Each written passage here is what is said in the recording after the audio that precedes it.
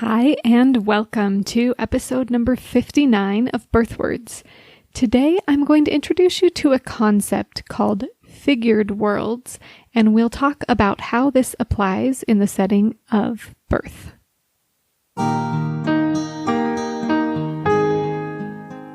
Welcome to Birthwords. Words are powerful. What are you doing with yours? In this podcast, birth doula and applied linguistics scholar Sara invites you to be intentional, reflective, and empowering with your language as we come together to honor those who give birth. The work of Birthwords is to elevate the language surrounding pregnancy, birth, and the postpartum period. Nothing in this podcast should be taken as medical advice.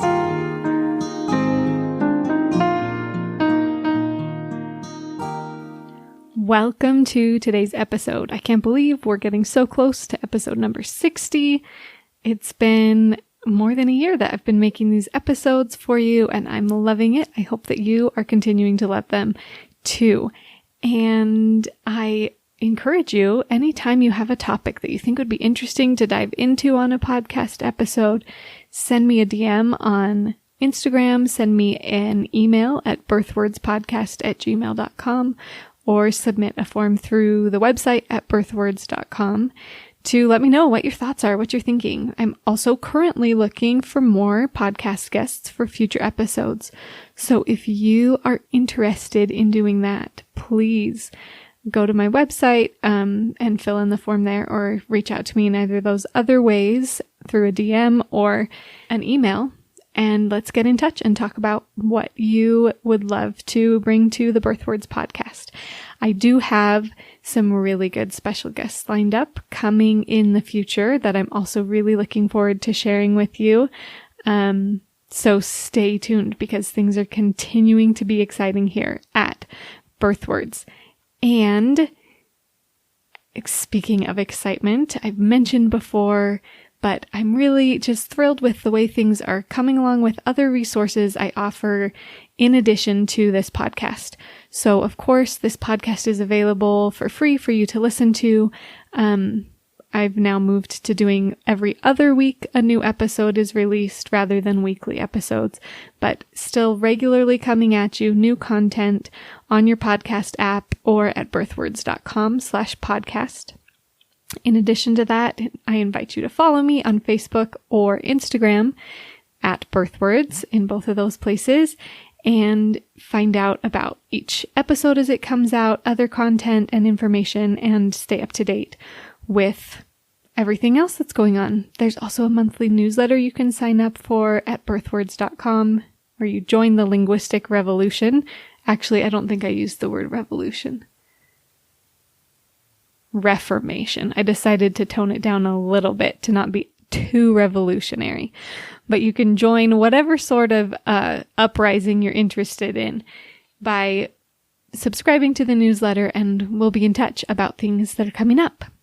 The most exciting things that are coming up are in a week, from less than a week by the time this episode comes out, on Saturday, September 26th. If you are in Utah and you are a birth worker, I still have some spaces in the in-depth workshop for birth workers. It's from 9 a.m. to 6 p.m., a full day of digging into the language about pregnancy, birth, and the postpartum period, and how we can really be reflective, intentional, and empowering with our words to give the best support possible to our clients throughout their birth-giving, childbearing journeys. So I'm going to close registration for that on Thursday so that I can make sure to get all of the preparations ready on Friday. So you only have a few more days to register if you're in Utah. If you're not in Utah, go to birthwords.com/classes, and I have an in-depth workshop for birth workers there that you can enroll in and take at your own pace anytime it works for you. You enroll and then you have access to the content. It's the same content as the full day workshop, so it'll take about 8 hours to go through all of it, but you can break it up into as many pieces as you'd like and do it from wherever in the world you are. So I encourage you to check those things out. Birthing families, hang tight. I've got a book coming for you. Stay tuned. Okay, let's get into the meat of this episode. I told you in the introduction that we'd be talking about figured worlds. So this is an interesting term that I came across. I was introduced to it by James Paul G., which if you have been listening to this podcast for a while, he might sound familiar. He's the big D, little d discourse guy. If you're not familiar with what that is, go back and listen to some of the early episodes where we talk about discourse and what that means. And that might help to have a little more background information for what we'll be talking about today. But in James Paul G's book, How to Do Discourse Analysis, he talks about this really helpful term called figured worlds.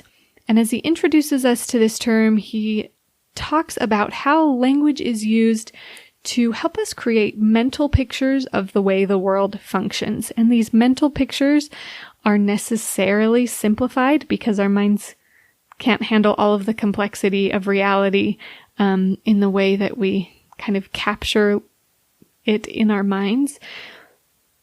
And language plays a critical role in the way that we simplify and conceptualize reality. So James Paul G talks about how we don't call the Pope a bachelor, right? That in the world in which we imagine the Pope and the world in which we imagine a bachelor to exist, those two figured worlds don't really overlap.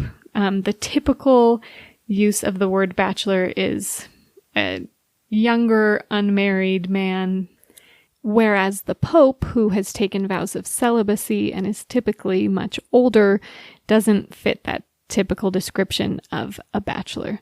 So I've started to hint at what we mean when we say figured worlds. But let me give you a description from the woman who developed the term figured worlds herself.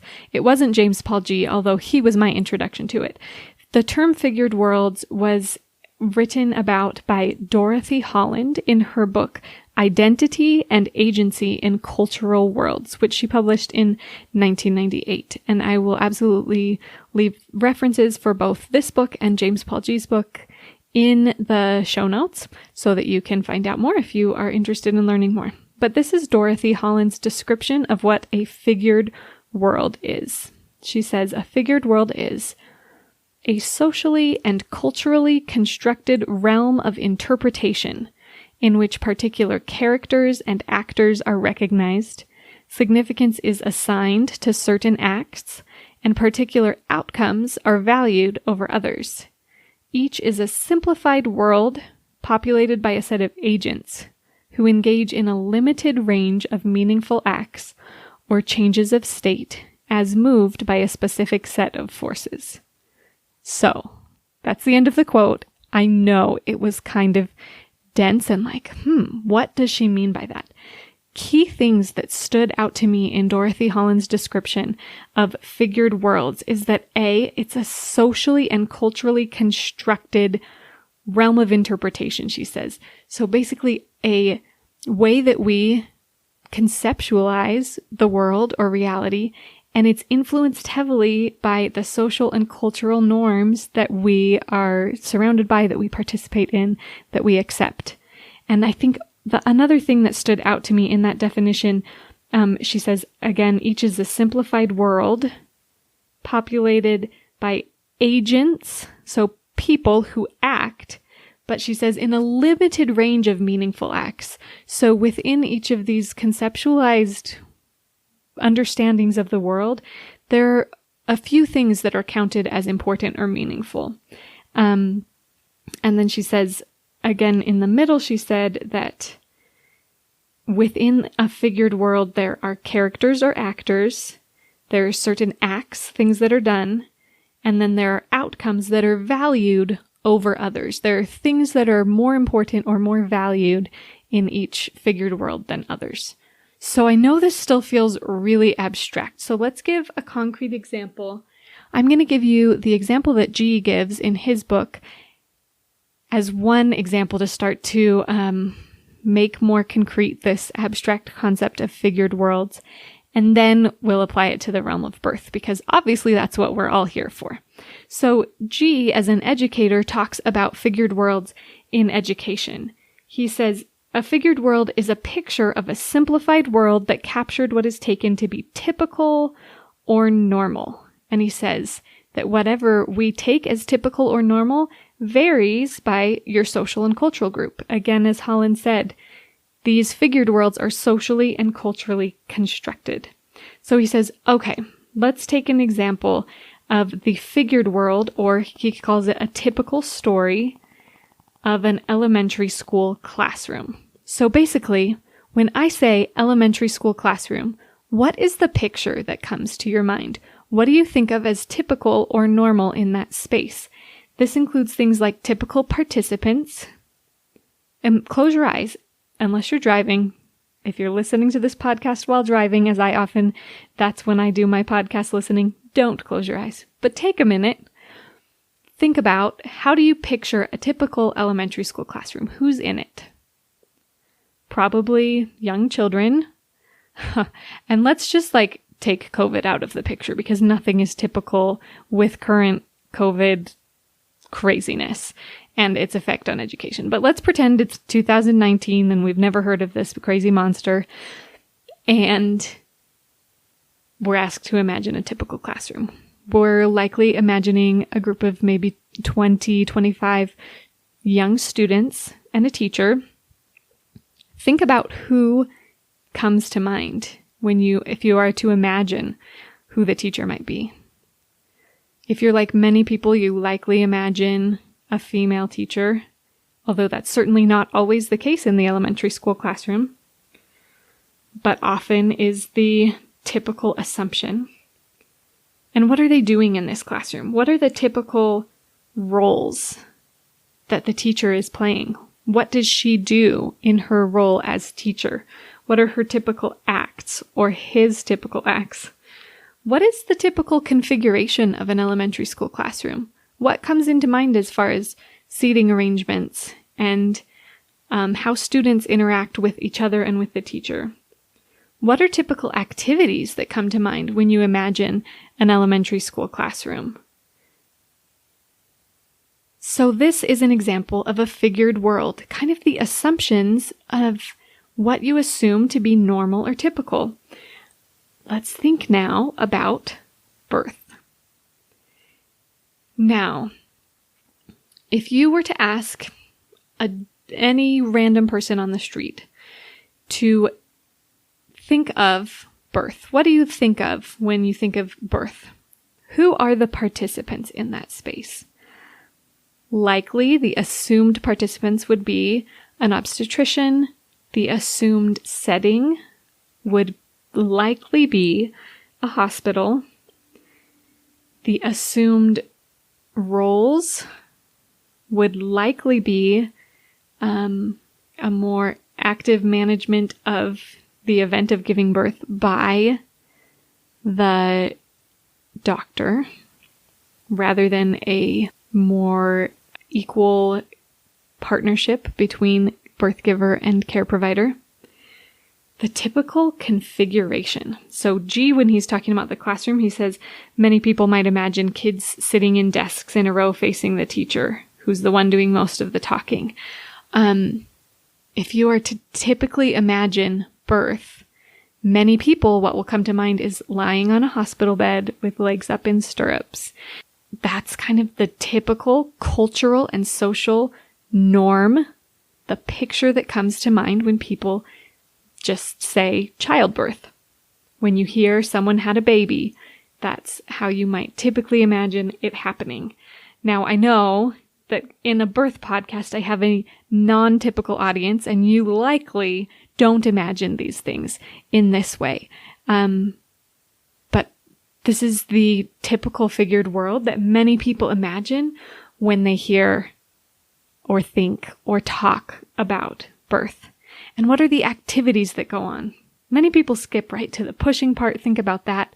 They may not be thinking much about different positions that a birth giver might labor in throughout labor, probably not imagining the intimacy and closeness that can come between partners throughout labor, Maybe there's slow dancing. Maybe there's massage. Maybe there's darkness and quiet and stillness. Those are not often the things that come up in this typical figured world of giving birth. But why is this important? Why is this important that that's what typically most people would think of when they talk about giving birth? This is G. He says, the taken for granted nature of the figured world, however, often stands in the way of change. Reforms just do not seem normal or right or the way things should be. I would argue, and I'm sure, again, you would agree, that this is so true in the case of birth, that there is need for many, many of the things in this typical figured world of birth to change so that it can be an empowering, positive experience for the one giving birth, who is most likely not lying flat on their back on the table with legs up in stirrups. We create these figured worlds through the language that we choose. When we talk about giving birth in new ways that invite those we engage in conversation with to question and reimagine their figured worlds, slowly, that's how change can happen. These figured worlds, as G said, can stand in the way of the kind of change that needs to happen. But because language plays such an important part in creating these figured worlds, many people who imagine birth that way have not ever been in a birth setting. But that's how they imagine it because that's how they've heard it talked about during stories that their friends or grandmas or aunts or mothers have told them. That's how they've heard about birth, and so that's how it happens in their mind in this simplified world. So that is the mission, right, of birth words, is language for a better birth. So if you are listening to this episode, I invite you to stop anytime you are talking about birth or a birth experience and say, what picture is my language painting for those that I am talking with?